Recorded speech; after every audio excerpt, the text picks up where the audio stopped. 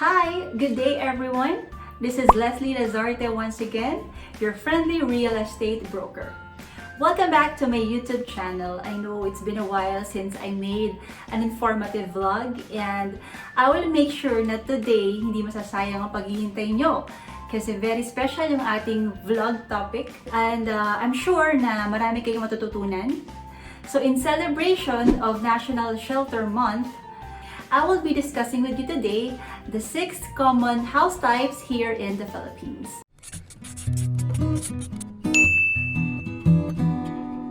Before I start discussing the different house types in the Philippines, pag-usapan muna natin bakit mahalaga ang housing or shelter. And isa ito sa mga lagi kong ina-explain sa aking mga clients and also sa mga bagong sales agent or salesperson na ang housing or a home or a house or a dwelling place is one of the basic needs of a human or a person. So kung babalikan natin si Abraham Maslow's hierarchy of needs, so diba we have a pyramid and on the first part of the needs of a human is the physiological needs, which is yung food, water, air. These are the basic needs for a human to live. So once the person meets those needs, the next need would be safety and security. And the housing or a home would fall into the safety and security needs of a human. Kaya, habang meron taong pinapanganak sa mundo or sa Pilipinas, hindi kayo mauubusan ng kliyente para magkabahay.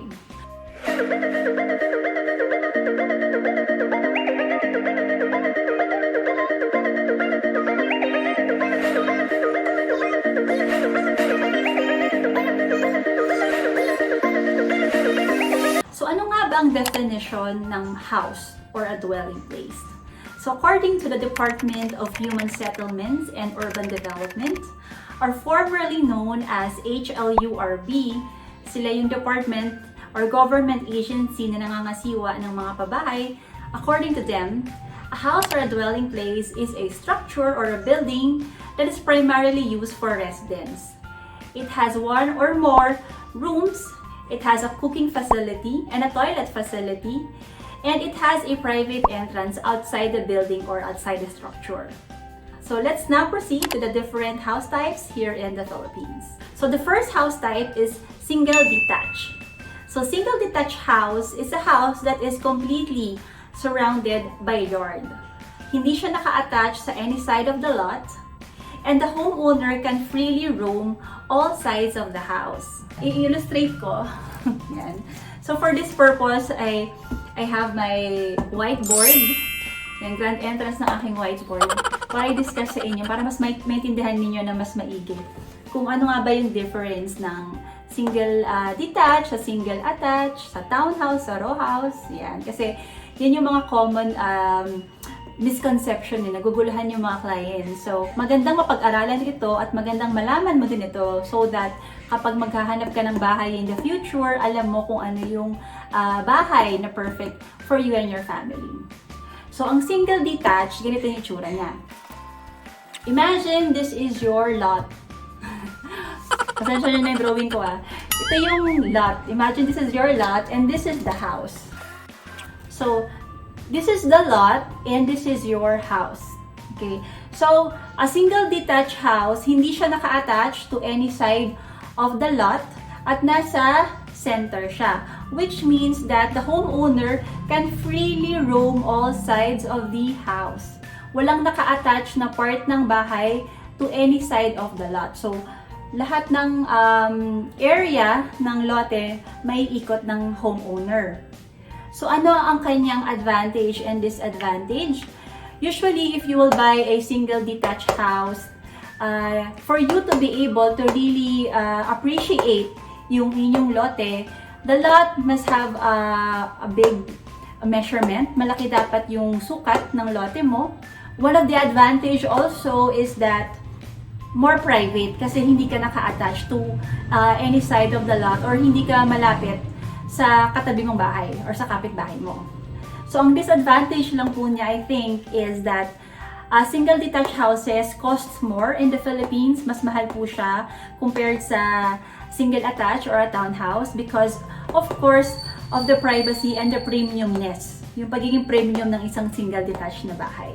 So medyo may kamahalan siya compared to a single attached and other types of houses. So yung ating next house model is the single attached. So a single attached house is a house whereby one side of the house has a firewall and the firewall is attached to a side of the lot. So the homeowner can only roam all the sides of the house that is not attached to the lot. So in a diagram, ganitong itsura ng single attached na bahay.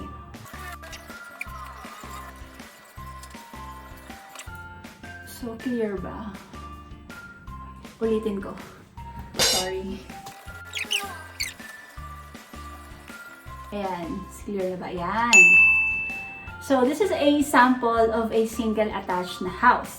So, this is your lot. So, ito yung lote mo. Ayan, nakikita mo. That's your lot and this is your house.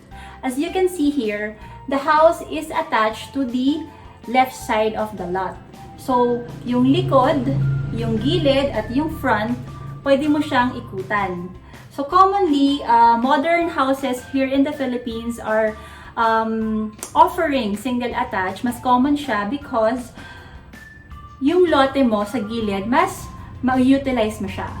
So yan yung mga advantage of a single attached because you can fully maximize the space on one side of the lot.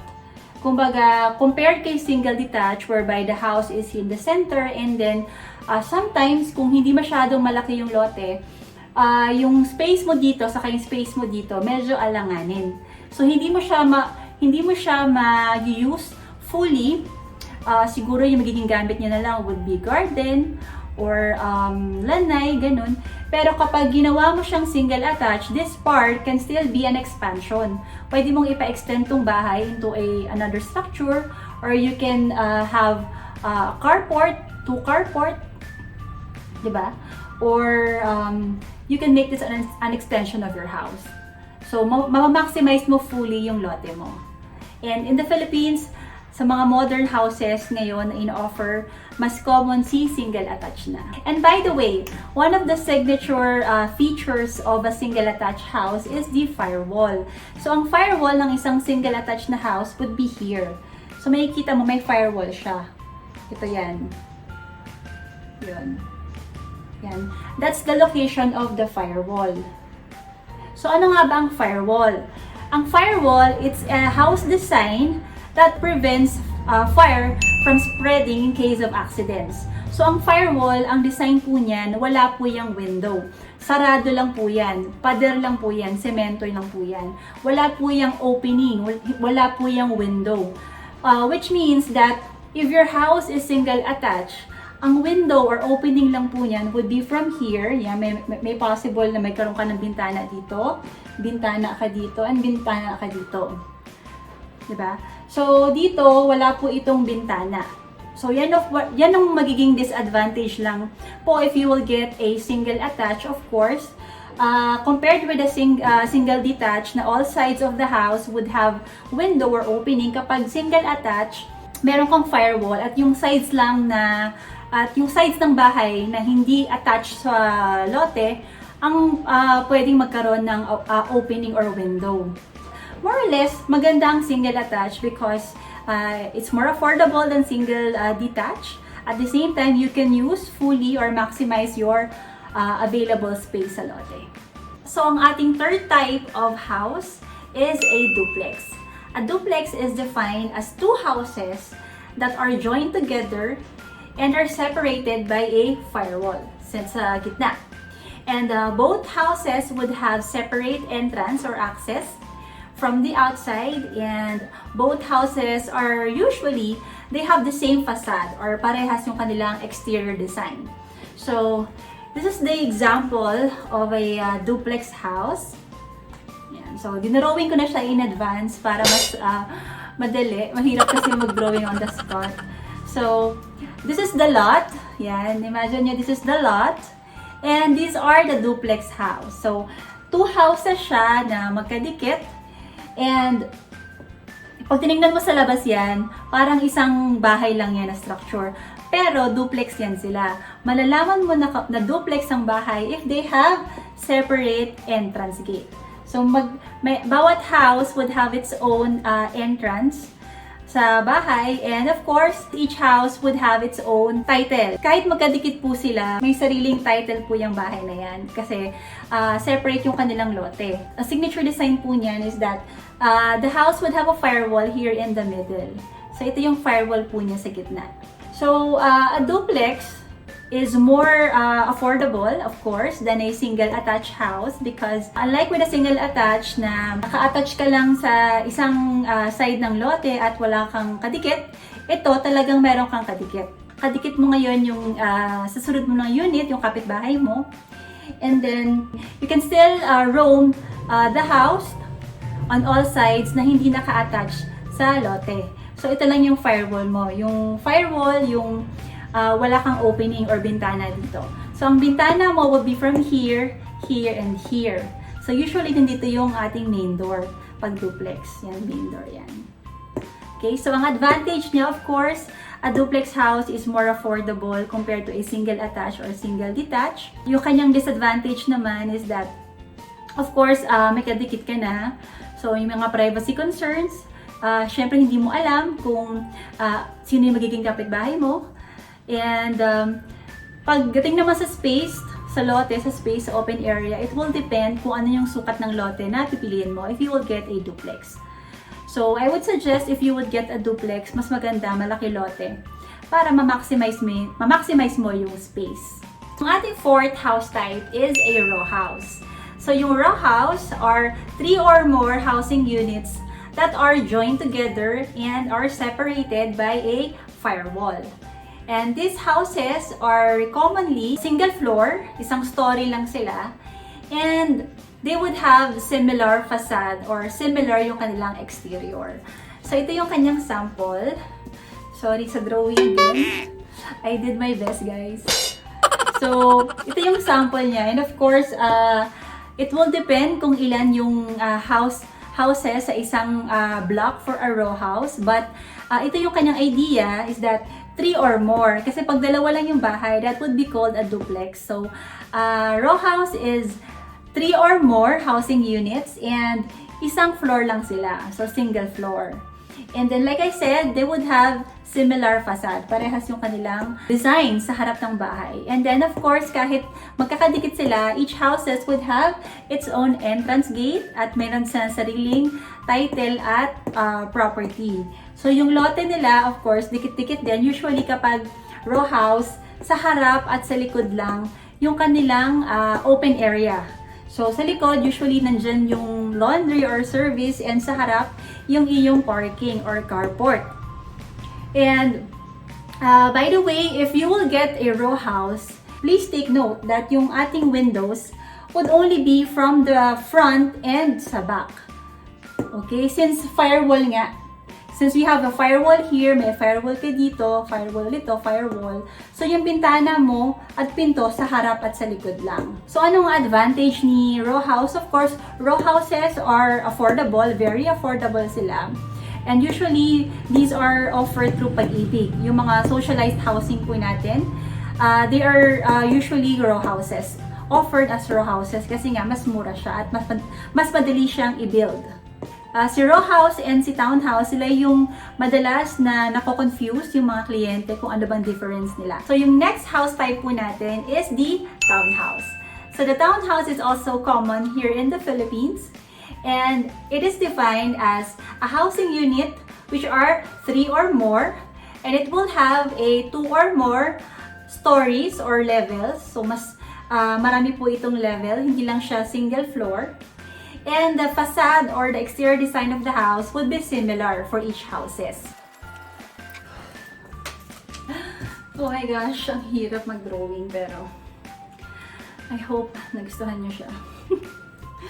So, pasensyahan nyo na ulit yung aking drawing. Ang townhouse po again is 3 or more houses. And each houses would have its own entrance. Yan. And unlike with a row house na isang floor lang, a townhouse can have 2 or more. So ground floor, second floor, and some models would have a roof deck or would have a third floor. So paano mo masasabing townhouse siya kapag meron kang firewall dito at firewall dito? Each housing unit would have firewall, separated firewall siya. Yung window at yung pintuan natin sa harap at sa likod lang. So, sa gilid, wala siyang mga opening kasi nga, firewall siya. Unless you would get a corner lot or a end lot for a townhouse, dun ka lang magkakaroon ng bintana sa gilid. So, anong advantage ng townhouse? If you will buy a townhouse, mas affordable po siya compared kay single attached and kay single detached. And mas common siya in the Philippines, hindi ka mahihirapan humanap ng townhouse. Very common po itong ino-offer. Mostly mga developers, they have townhouses na affordable. And compared with a rowhouse, mas maganda si townhouse kasi magagamit mo yung second floor. Mas marami siyang space. So, may utilize mo talaga siya. And meron pa rin naman siyang separate na entrance. So, bawat entrance for a townhouse, pwede mo itong lagyan ng garage or parking, depende sa ino-offer ng developer. But usually, meron yan sila sarili. So, disadvantage lang po niya, I think, is that since common yung ating firewall, shared yung ating firewall, of course, there would be issues for privacy. Since wall din yan, single wall, if sobrang maingay yung kapitbahay mo, mahilig siya mag-video okay, yan, maririnig siya. Pero kung hindi naman ganong kalakasan yung ingay nila, hindi naman siya basta-basta tatagos. And last but not the least, are bungalow houses. So si bungalow houses, it's very common in the provinces and in the old times. Ang bungalow house is a single detached or single attached house that has only one floor or single floor. So isang floor lang siya, and the bungalow house would normally have a very wide floor area. And since common nga ito in the province, it would have a very wide lot. Diba? Kasi sa province, usually malalaki yung mga lote, yung mga sizes ng lot. So they can really accommodate a bungalow house na nasa gitna yung bahay at yung mga rooms are expansive. Kumbaga, pag ang bungalow house, in-extend mo, isang floor lang din yun and palapad siya.